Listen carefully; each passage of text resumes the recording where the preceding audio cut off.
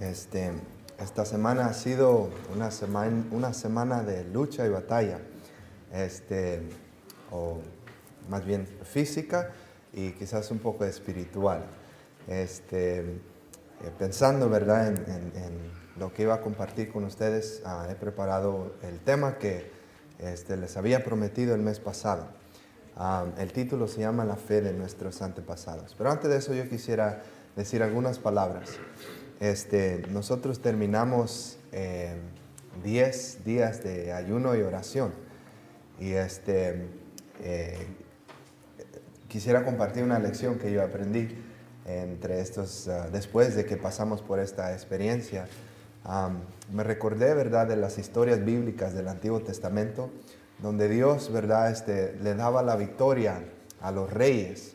Y después de dar la victoria a los reyes, a veces como que bajaban la guardia, no se cuidaban como deberían de.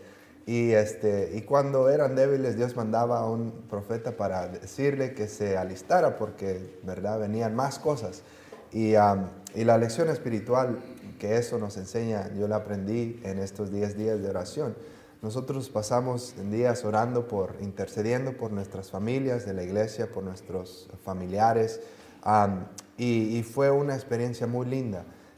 Podíamos sentir el poder de Dios. Pero después de estos 10 días, a veces hacemos como los reyes, bajamos la guardia y nos la llevamos todo tranquilo, ¿verdad? Cuando no sabemos que Satanás está preparando un golpe mayor, porque sabe de que hay movimiento en esta iglesia, porque sabe de que la gente se está conectando con Dios. Y lo que él quiere hacer es destruir todo el trabajo que la iglesia está haciendo. Así que yo los invito, hermanos, a que sigamos en oración, que no pensemos que por esos 10 días ya hicimos todo el trabajo del año, toda la oración del año, ¿no? Deberíamos de tomar esta oportunidad de 10 días como un recargue espiritual que nos ayude a estar bien recargados aún después, muchos días después de esos 10 días de oración. Y bueno, hermanos, quisiera compartir este mensaje y les pido que oren por mí.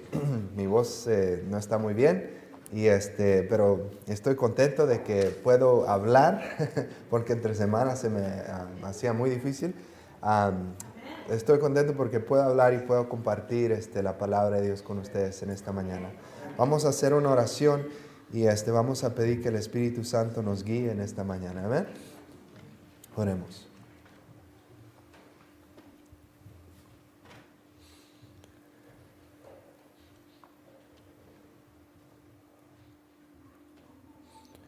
Señor, en esta mañana te damos gracias por el don de vida y la salud. Señor, a veces cuando nos enfermamos es cuando a veces apreciamos más la salud y deseamos estar bien para brincar, para gritar, para cantar, para hablar, para hacer tantas cosas. Te agradecemos por todas las experiencias que tú nos permites pasar, sean buenas o malas, porque sabemos de que, Señor, todo tiene un propósito en nuestra vida. Por favor, ayúdanos a creer, a tener fe, a confiar en ti. Señor, al empezar este servicio o este punto en este servicio, oramos que alejes toda distracción de este lugar, de nuestra mente, de nuestro corazón.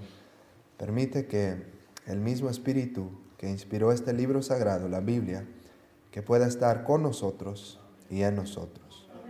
Y Señora, te pedimos que nos hables en esta mañana, que nos hables a nuestro corazón y confirme la fe que hemos, Señor, aceptado y que estamos practicando. Que al leer y compartir estos datos históricos y los datos de la Biblia, Señor, que podamos confiar más en ti y que podamos tener la certeza de que lo que la Biblia dice es la verdad. Gracias por escuchar nuestra oración. Guía mis pensamientos y mis palabras en el nombre de Jesús. Amén. Este sermón está basado en Hechos, capítulo 17, así que vamos a la Biblia. Hechos, capítulo 17, y vamos a leer desde el versículo 15 en adelante. Hechos capítulo 17. Y antes de leer, quisiera contarles lo que está sucediendo en este capítulo. ¿Cuántos conocen al apóstol Pablo? Yes, okay. Pablo había estado predicando la palabra de Dios en Tesalónica y en la ciudad de Berea. Algunos de los judíos, escuchando, ¿verdad?, que la palabra de Dios estaba predicando por uno de sus hombres más grandes, que antes era, cuando los judíos se dieron cuenta que la palabra de Dios estaba predicando por Pablo, ellos persiguieron a Pablo y a todos los que lo acompañaban. Así que como en los tiempos de Jesús, por causa de ellos, de los judíos, Pablo estaba en peligro. Los hermanos, cuando se enteraron de que su vida estaba en peligro, mandaron a Pablo a la ciudad de Atenas, una ciudad en Grecia. Y como en Tesalónica y Berea, ¿qué es lo que hizo Pablo en Atenas? Predicar, así es. Algo interesante, ¿verdad? Pablo no le importaba qué es lo que pasaba o cuáles eran las consecuencias de predicar la palabra. Lo que a él le importaba era que las almas se salvaran, que la gente conociera al Dios verdadero, que la gente conociera acerca de Jesús y la resurrección. Y cuando yo estaba leyendo este capítulo, hermanos, quedé muy impresionado porque nos dice, ¿verdad?, de que si nosotros no estamos predicando la palabra de Dios en los tiempos de paz, menos predicaremos la palabra de Dios en los tiempos de peligro. Estamos por ver, ¿verdad? Estamos a punto de llegar a un tiempo donde cada uno de nosotros vamos a pasar por una prueba de nuestra fe. A todos, ¿verdad? Nosotros se nos va a probar si somos verdaderos cristianos o no somos verdaderos cristianos. Si creemos realmente en lo que la Biblia dice o no creemos lo que la Biblia dice. Creemos de que este es el día del Señor, el sábado, el día de reposo, o no creemos que este es el día de reposo, el séptimo día sábado. Está llegando ese punto, ¿verdad?, que nosotros todos vamos a pasar por esa prueba. Y los que están predicando activamente hoy día, están activos compartiendo el Evangelio de Dios, tienen más probabilidades de estar firmes en este tiempo. En el tiempo cuando la fe sea puesta a prueba. Si no estamos predicando en tiempos de paz, no esperemos que estemos o que vamos a hacer la obra cuando llegue el tiempo de prueba o el tiempo de peligro. Así que los animamos a que hoy día, ¿verdad?, le pidamos a Dios que nos ayude a predicar la palabra mientras hay tiempo de paz, porque viene el tiempo de peligro y quién sabe quién estará ahí, hermanos. Vamos a ver qué es lo que Pablo hizo en Atenas, qué es lo que este capítulo nos enseña. Vamos a empezar desde el versículo 15 de Hechos 17. ¿Estamos ahí? Dice así: los que conducían a Pablo le llevaron hasta Atenas, y después de recibir órdenes para Silas y Timoteo de que fuesen a reunirse con él lo más pronto posible, partieron de regreso. Ellos regresaron a Berea. Versículo 17. Mientras Pablo los esperaba en Atenas, su espíritu se enardecía dentro de él, ¿al qué? Al ver que la ciudad estaba entregada en idolatría. Imagínense eso. Es muy interesante, ¿verdad?, aprender de estas civilizaciones antiguas. La ciudad de Atenas era una de las ciudades más paganas de todo aquel mundo. La sierva de Dios dice esto acerca de esa ciudad. No, nos dice que no era cualquier ciudad, sino que era la metrópoli del paganismo. ¿Qué es lo que dice ahí? Dice: la ciudad de Atenas era la metrópoli del paganismo. Ahí Pablo se encontró con un populacho ignorante y crédulo como en Listra, sino con gente famosa por su inteligencia y cultura. Había muchos filósofos allí en esa ciudad. Había un amor por el arte en esa ciudad. Grandes esculturas y poemas y tantas otras cosas que había. Era una gente de clase. No era cualquier gente la que existía ahí en Atenas. Dice, por doquiera se veían estatuas de sus dioses y de los héroes deificados de la historia y la poesía, mientras magníficas esculturas y pinturas representaban la gloria nacional y el culto popular de las deidades paganas. Los sentidos de la gente se extasiaban con la belleza y el esplendor del arte. Por doquiera los santuarios y templos que representaban gastos incalculables levantaban sus macizas formas. Las victorias de las armas y los hechos de hombres célebres eran conmemorados mediante esculturas, altares e inscripciones. Todo esto convertía a Atenas en una vasta galería de arte. Y hoy en día, ¿verdad? Todavía uno puede visitar las ruinas de todos esos templos, de todos esos dioses o lugares que existieron en el tiempo de Pablo. Muy bien, ¿qué hace en una ciudad llena de gente entregada al paganismo? Imagínese, usted va caminando a través de esta ciudad, del downtown LA, y por donde quiera se ven altares con dioses ajenos, dioses de diferentes clases. Un dios del amor, un dios que hace amarres, un dios que hace desmarres, un dios para el dinero, un Dios para la salud, un Dios para eso, y toda clase de gente adorando a estos dioses. ¿Qué es lo que hace uno como cristiano cuando entra o ve todas estas cosas? A gente que está poniendo su esperanza y fe en estatuas que no se mueven, que no ven, que tienen oídos y no escuchan. ¿Qué es lo que hacen? ¿Ah? Le duele, pero ¿qué hace? Lo hace hacer. Predicar el evangelio. ¿No es así? Acerca del Dios verdadero. Y eso es lo que Pablo hizo. Miren lo que él hizo. El versículo 17 y 18 dice, Por lo tanto, discutía en la sinagoga con los judíos y los piadosos, y todos los días en la plaza mayor con los que concurrían allí. Y algunos de los filósofos epicureos y estoicos disputaban con él. Unos decían, ¿qué querrá decir este palabrero? Otros decían, parece ser predicador de divinidades extranjeras, pues les anunciaba las buenas nuevas de Jesús y la resurrección. Eso es lo que Pablo predicaba a estas personas, en la plaza, en las sinagogas, en los lugares públicos. Y era tan grande el poder que acompañaba la predicación de Pablo, era tan poderoso, ¿verdad?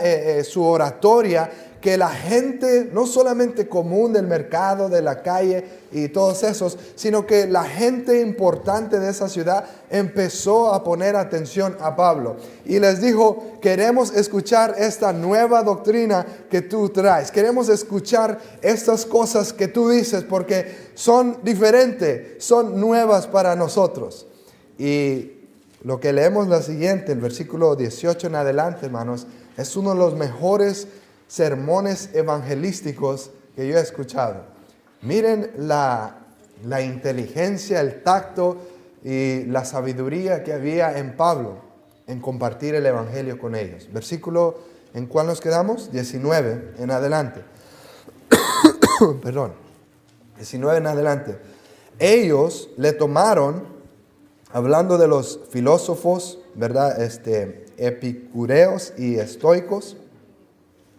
Hablando de ellos, dice, ellos le tomaron y le llevaron al Areópago, diciendo, ¿podemos saber qué es esta nueva doctrina de la cual hablas? Pues traes a nuestros oídos algunas cosas extrañas, por tanto queremos saber qué significa esto. Todos los atenienses y los forasteros que vivían allí no pensaban el tiempo en otra cosa que en decir o en oír la última novedad.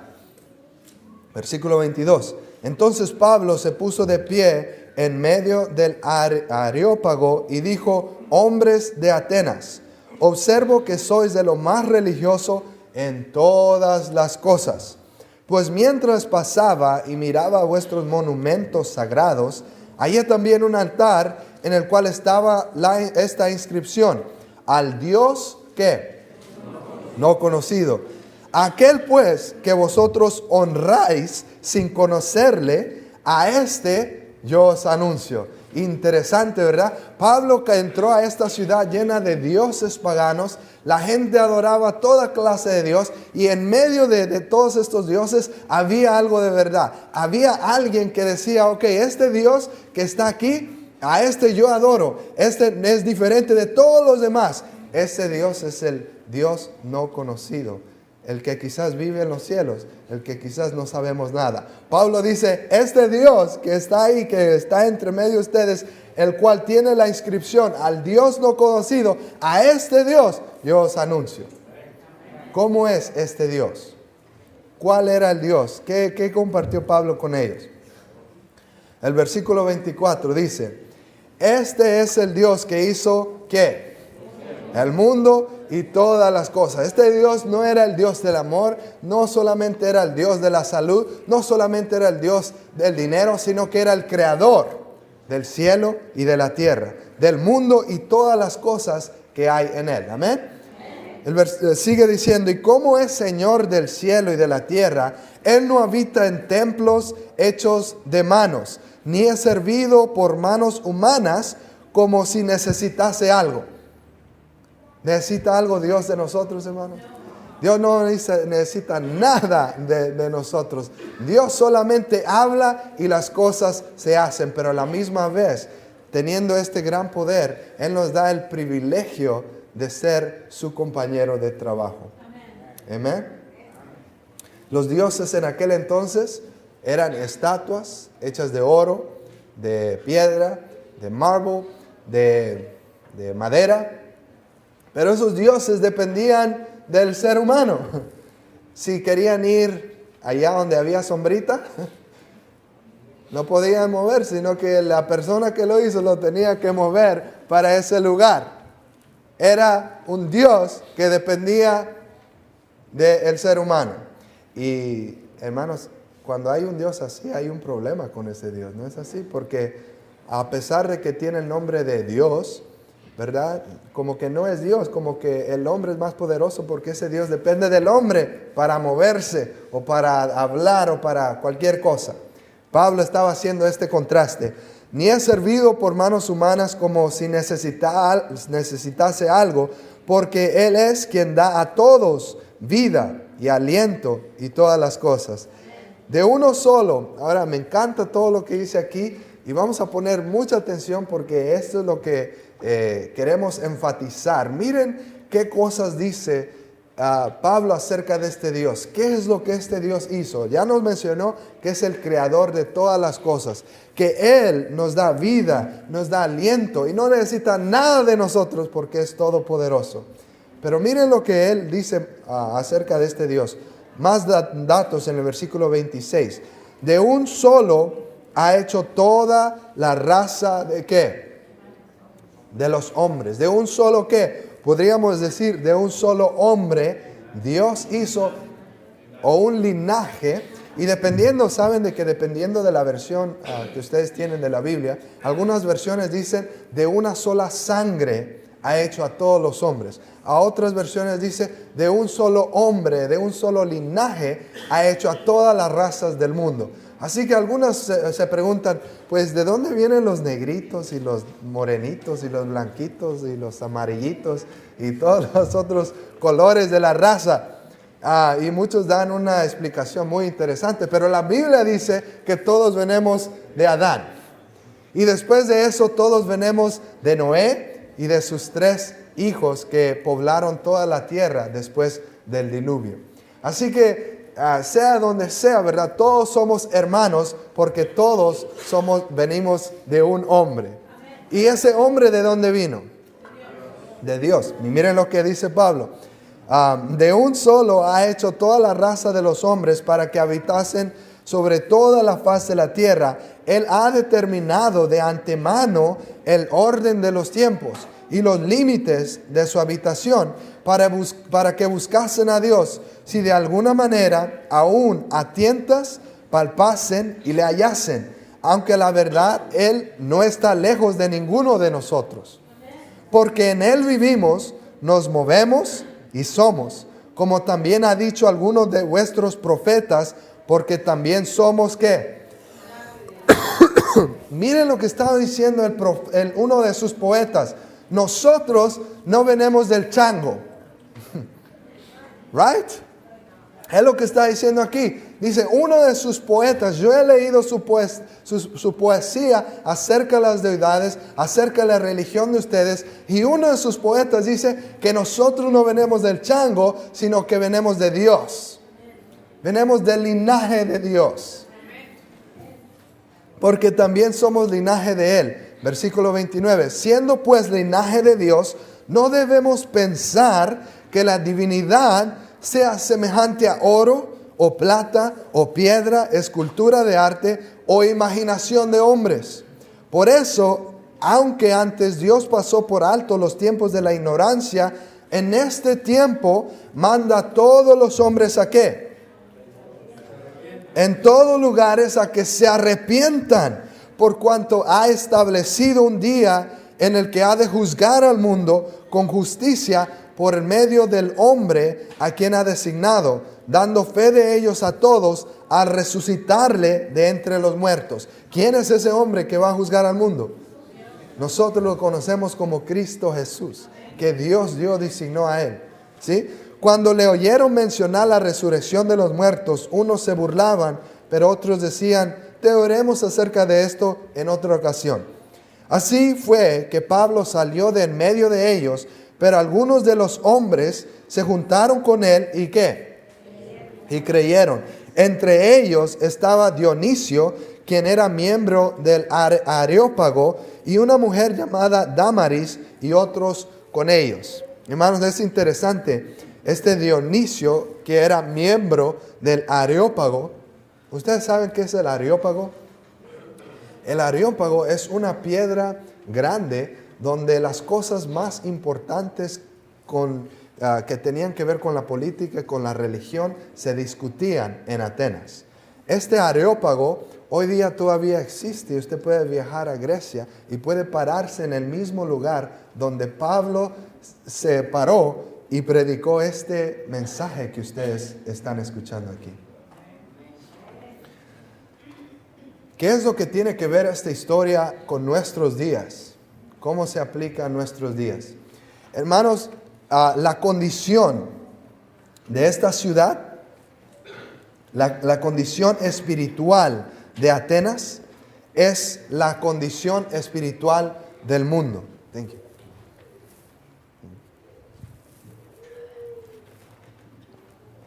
Sabía que algo así iba a pasar y por eso traje este vasito aquí. Thank you. Hermanos, la condición espiritual, la historia de la ciudad de Atenas es la historia y la condición del mundo de nuestros días. El trabajo que Pablo hizo en Atenas es el trabajo que nosotros hemos de hacer en estos últimos días. ¿Qué es lo que hizo Pablo en Atenas? Pablo instó, como ya leímos, instó a que ellos no adoren a dioses ajenos, a dioses que son de oro, de plata, que tienen oídos y no oyen, boca y no hablan, sino que él les instó a orar al Dios verdadero, creador de los cielos y de la tierra y del ser humano. Pablo, de la confusión de todos estos dioses, que me imagino que eran de diferentes culturas que estaban viviendo ahí, porque Atenas era una de las ciudades más grandes. Pablo, de todos estos dioses ajenos, de todas culturas, de todos estos dioses, Pablo apuntó o sacó al Dios verdadero de entre todas esas deidades que se encontraban ahí. Y le dio nombre y le dijo, debemos de adorar a Él, porque viene un día cuando todos vamos a ser juzgados por este mismo Dios. Viene el día de juicio, amén. Y todos, ¿verdad? Ahora Dios ha mandado, como dice Pablo, a que se arrepientan y adoremos al Dios verdadero. Hermanos, cuando yo leo esto, leo lo que dice Apocalipsis capítulo 14 y el versículo 6. Y vi volar en medio del cielo A un ángel que tenía ¿qué? El evangelio eterno para predicarlo ¿a quién? A toda nación, tribu, lengua, pueblo y gente, diciendo en alta voz, ¿qué es lo que decía? Temed a Dios y dadle gloria. ¿Por qué? Porque la hora de su juicio ha llegado. Sí podemos ver, hermanos, una similitud, un paralelo entre Hechos 17 y Apocalipsis 14. ¿Sí? ¿Cuántos ven eso? Atenas tenía dioses ajenos, toda la gente de diferentes culturas adorando a estos dioses ajenos, pero en medio de todo esto estaba una prueba del Dios verdadero. Pablo vino, sacó toda esta verdad, predicó acerca de un juicio verdadero y les instó a adorar al Dios creador.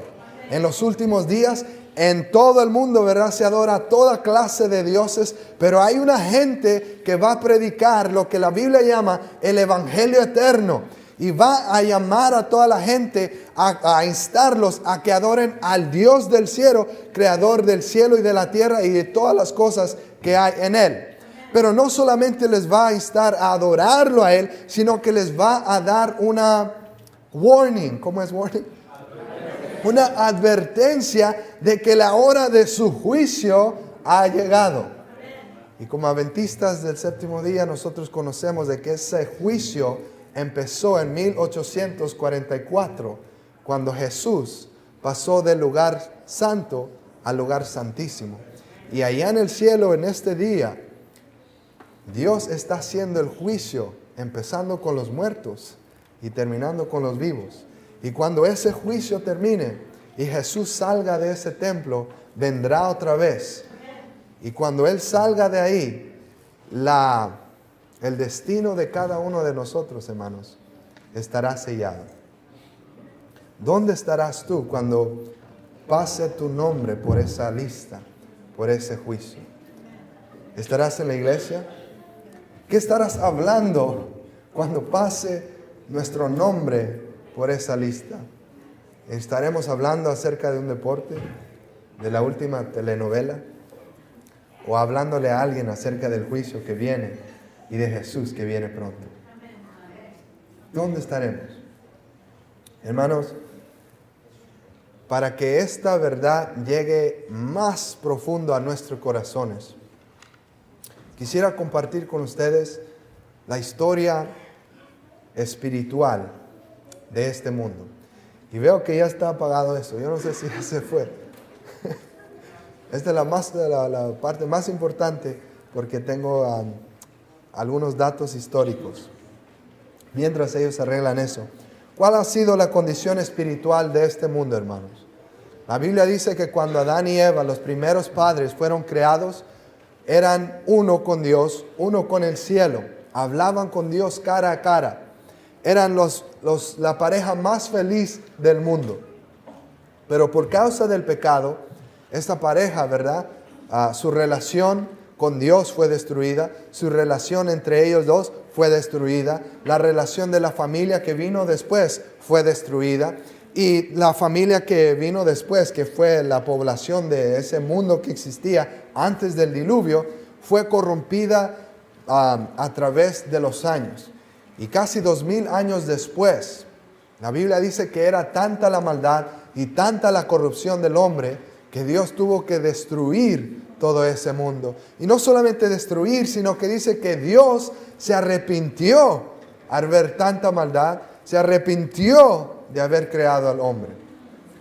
Dios destruyó todo ese mundo y empezó con un hombre que era piadoso, temeroso de Dios. Un hombre que caminaba con Dios. ¿Cuál era su nombre? Noé y sus 3 hijos. La tierra empezó de nuevo con esta familia y empezó a poblarse otra vez. Y todo estaba bien en los primeros años. Pero poco después la gente se empezó a corromper. Vamos a Génesis capítulo 11 y el versículo 1. Génesis 11 y el versículo 1. Génesis 11, 1. Dice ahí, toda la tierra tenía ¿qué? Un solo idioma o una sola lengua, y las mismas palabras.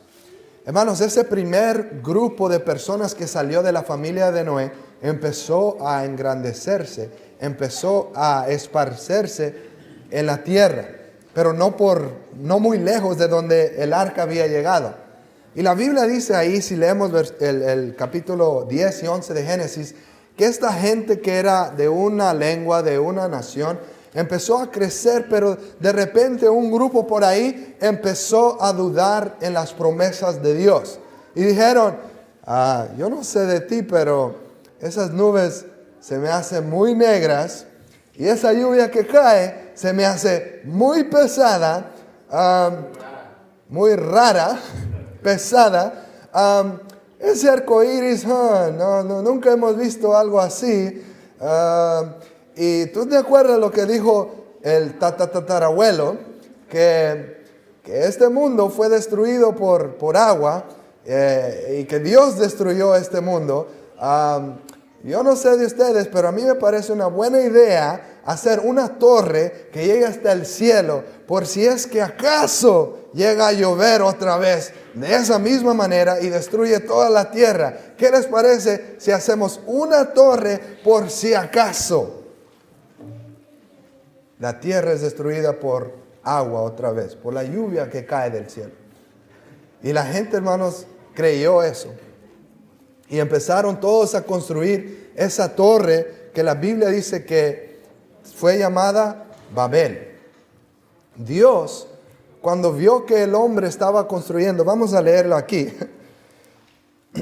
versículo 5, Jehová descendió para ver la ciudad y la torre que edificaban los hombres. Entonces dijo Jehová, he aquí que este pueblo está unido y todos hablan el mismo idioma. Esto es lo que han comenzado a hacer y ahora nada les impedirá hacer lo que se propone. Vamos pues, descendamos y confundamos ahí su lenguaje para que nadie entienda lo que dice a su compañero. Así los dispersó Jehová de allí sobre la faz de toda la tierra y dejaron de edificar la ciudad. ¿Por qué es que dejaron de edificar esta ciudad y esta torre que se llamaba Babel? Porque Dios les dio diferentes lenguas o lenguajes y nadie se entendía. Y porque nadie se entendía, ¿verdad? Nadie podía ayudarse para seguir construyendo esta gran torre. Y esta no era torre cualquiera, hermano. Era una torre que dice que llegaba hasta la punta del cielo. Y casi iba a llegar a la luna. Me imagino. Esta gente estaba dispuesta a hacer eso y no había nada que los podía parar. Y cuando Dios ve eso, dice, yo puedo. Y les dio los lenguajes, los dispersó. Y la Biblia dice que desde este punto, la tierra, toda la tierra, no solamente un pequeño lugar, sino que toda la tierra fue llena de gente con diferentes lenguajes, con diferentes culturas, con diferentes tez. Hermanos, cuando nosotros vemos la historia de este mundo, hay dos maneras de verla. La manera que los evolucionistas lo pintan o lo inventan y la manera que la Biblia lo dice. La Biblia dice, los que creen en la teoría de evolución, creen de que había un primer hombre, un primer grupo de seres humanos. Y este grupo de seres humanos se fue evolucionando a través de miles y miles y miles de años. Y fue creciendo y creciendo.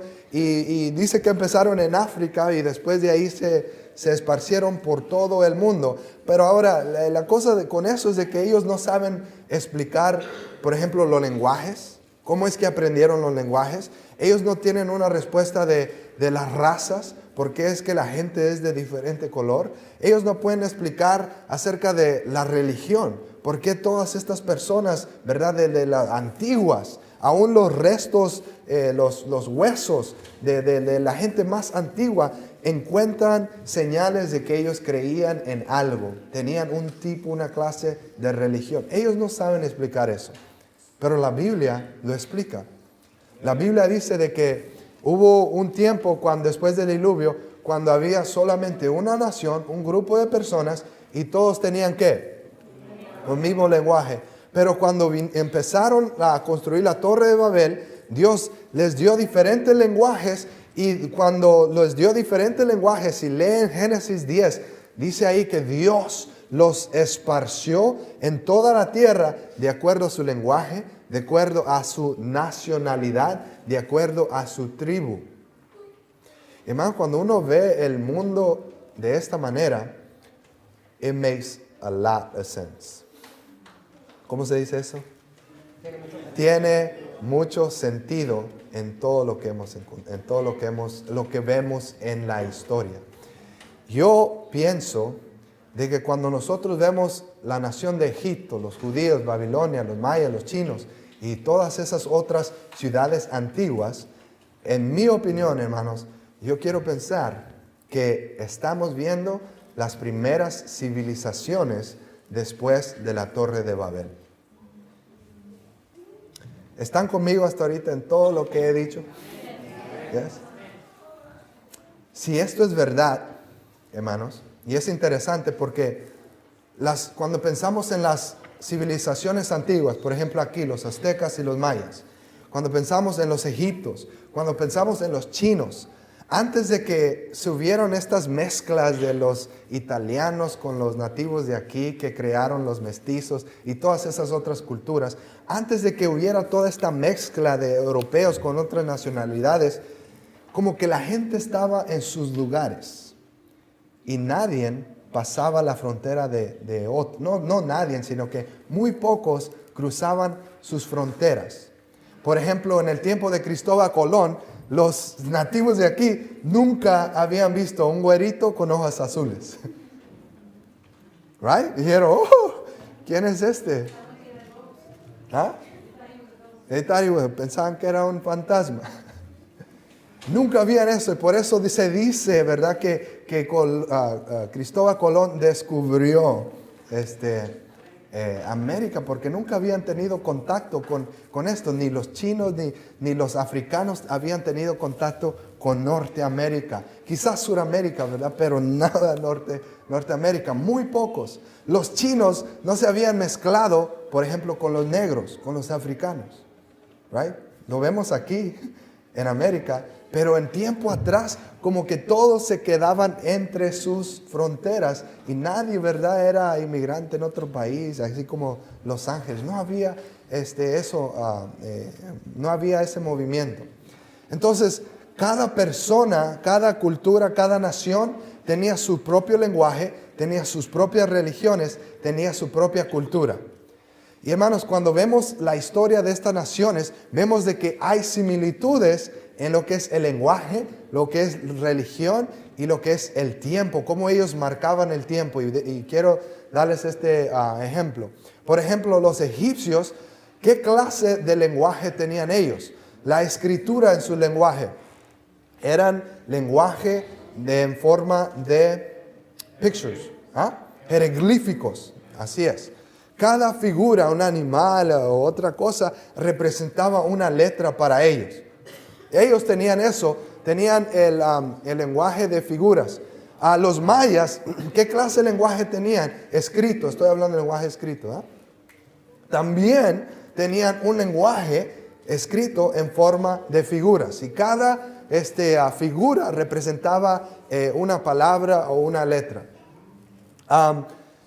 Y ahí hay más ejemplos, más evidencia. Los chinos, el mensaje que compartí a ustedes hace el mes atrás. ¿Qué clase de lenguaje escrito tenían? También jeroglíficos, figuras que representaban letras, que representaban palabras.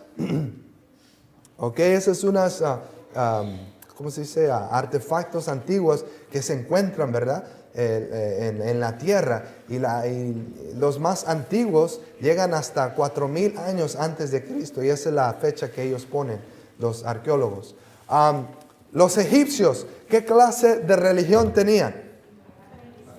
Un paganismo, pero los centros de religión algunos de ellos eran pirámides. Ahí no solamente hacían servicios religiosos, sino que eran sepultados, y creían ellos que siendo sepultados ahí viajaban a la otra vida. Right? ellos tenían pirámides. Y los mayas, ¿qué tenían? Lo mismo, tenían pirámides, también centros religiosos, también sepultaban a sus muertos ahí porque creían que a través de eso pasaban a la otra vida. Los chinos, hay pirámides en China. Saben que muchos no sabían esto y no es muy popular, pero hay pirámides en China. Y hay diferentes fotos que tengo ahí. Ahora, ¿cómo es que ellos marcaban el tiempo? Con el sol, la luna. ¿Y qué clase de calendarios tenían?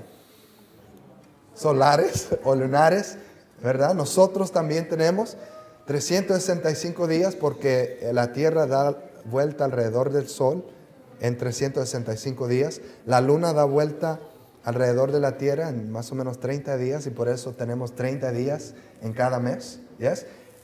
Ellos tenían el mismo sistema. Tenían calendarios que también eran marcados a través de estos días de este sistema. Los mayas, tanto los egipcios, tanto los chinos y también los judíos y todo lo demás.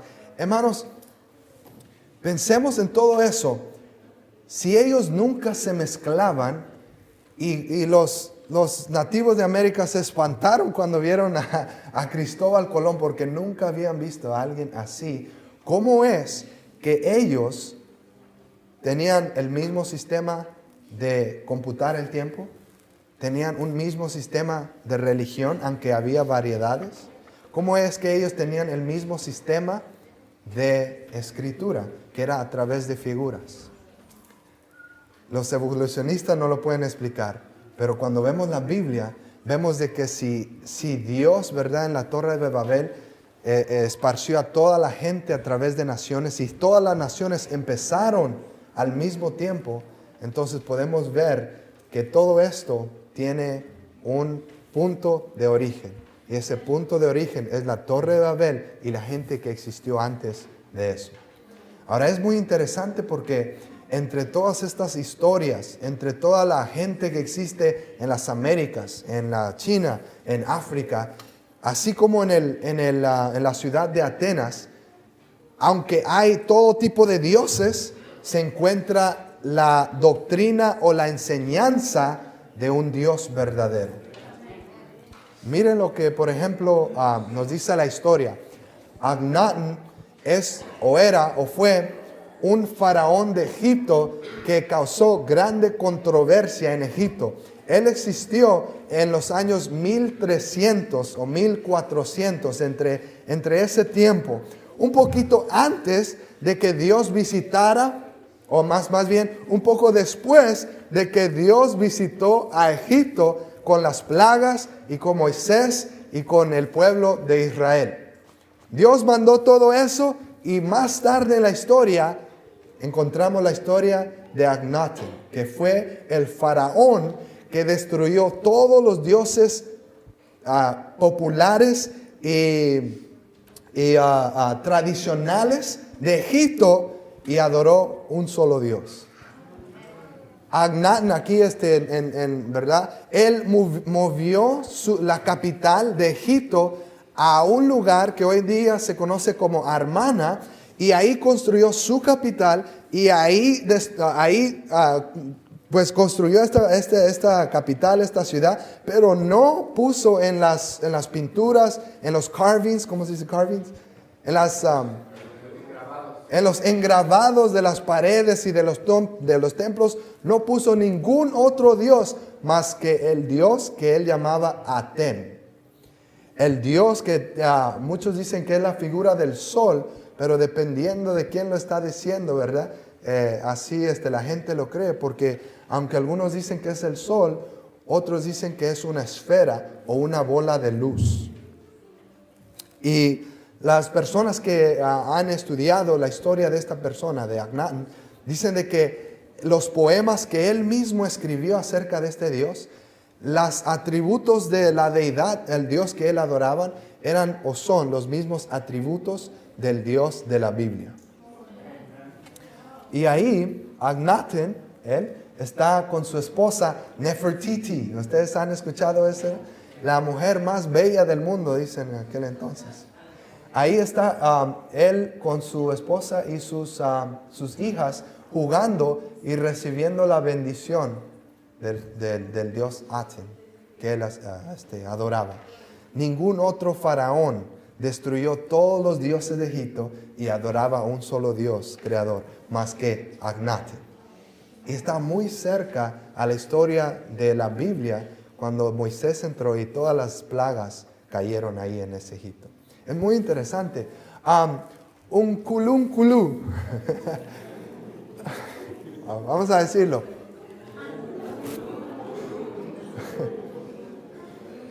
Un culú es el dios de la tribu de los Zulu.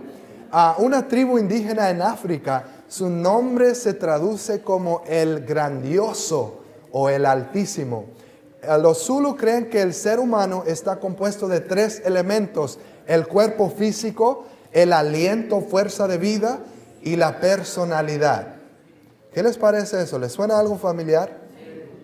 El altísimo, right? Es interesante que dicen que cuando encontraron a esta tribu, dice que no tenían ningún ídolo, ningún otro dios más que un dios que ellos le llamaban un culú.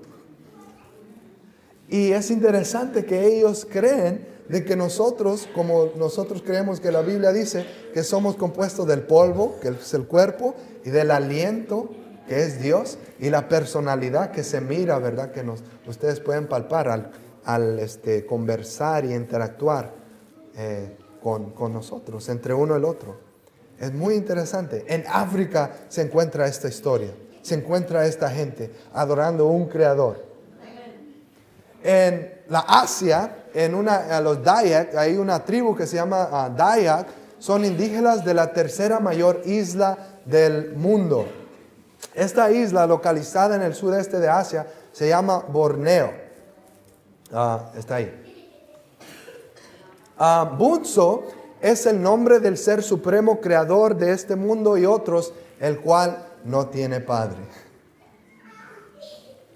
Si no tiene padre, entonces, ¿qué quiere decir eso? Existe por sí mismo, ¿no es así? Dios no tiene ni un principio ni un fin. Es el Dios que nosotros creemos en la Biblia. Amén.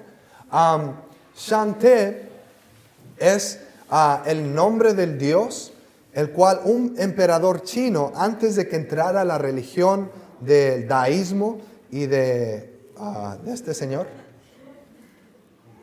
el confundido, yo le decía, pero eso no es una traducción. Confuso, este es el señor Confuso, no el señor confundido. Era muy inteligente, un historiador que guardaba muchos datos históricos de los chinos. Y dentro de esos datos, de esos libros que él compiló y que él guardó, se encuentra la historia de un emperador que adoraba a Shang-Ti. Y este Shang-Ti, hermano, cuando lee la descripción y los atributos de este Dios, no hay más otro Dios más que el Dios de la Biblia. Cuando lo lee, los atributos de Shang-Ti, es el mismo Dios de la Biblia. Y no tengo tiempo para hablar más de todo ello, pero hermanos, cuando estudiamos todo esto, ¿verdad? Vemos de que Dios nos ha llamado a un lugar, a un tiempo como Pablo en Atenas. Dios en este tiempo, a pesar de que hay toda clase de religión y toda clase de dioses, Dios está llamando a todo el mundo a adorar a un solo Dios, a un Culú, el Dios altísimo, al Dios de los Dayak, de verdad que no tiene padre, que no tiene principio y que no tiene fin, al Dios Shanti, que es el emperador del cielo. Así se traduce esa palabra Shanti en chino, el emperador del cielo.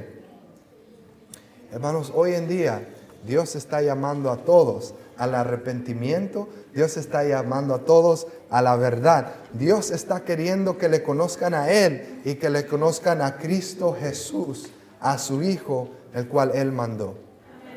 Hermano, hoy en día estamos llegando a ese día cuando Dios va a hacer juicio sobre toda la tierra y podríamos decir sobre toda iglesia también. Y algún día nosotros vamos a estar delante de Él y vamos a ser juzgados conforme a nuestras obras, conforme a la luz que nosotros hemos recibido. Así que hoy más que nunca nosotros deberíamos de pensar, ¿qué estoy haciendo con mi vida? ¿Qué estoy haciendo con mi fe? ¿La estoy dejando vivir a través del estilo de vida que yo llevo? ¿La estoy compartiendo a través de la palabra hablada o escrita, predicada en el púlpito, predicada de la calle o de cualquier otro lugar? ¿Qué es lo que estoy haciendo con mi vida? Hermanos, Cristo está pronto por llegar. ¿Creemos eso? Amén. Y si nosotros queremos que Él venga más pronto, debemos de todos estar activos predicando el Evangelio de Dios. Y cuando digo predicando, no quiere decir que solamente de aquí arriba de un púlpito, sino compartiéndolo en tu trabajo, en la escuela, en la calle, en el bus, en cualquier lugar. Jesús dijo, y este Evangelio será predicado a todo el mundo, y entonces el fin vendrá. ¿Queremos ver este mundo ya terminar? ¿Queremos ver a Cristo Jesús venir a la nube de los cielos? No los escucho muy convincentes. ¿Quién está durmiendo? ¿Queremos ver, hermanos, a Jesús venir pronto a esta tierra y poner fin a este mundo? Ok. Hermanos, que Dios nos ayude a terminar esta obra. Jesús está pronto. Y hay mucha gente que está esperando, así como los Dayak, como los Zulu, que aunque no tienen conocimiento de la Biblia, pero ellos tienen una conciencia y un corazón que está dispuesto a escuchar el Espíritu de Dios. Solo lo que hace falta es de que nosotros vayamos y compartamos el mensaje de la Biblia, las buenas nuevas de Cristo Jesús. Que el Señor nos ayude a cumplir esta tarea. Amén.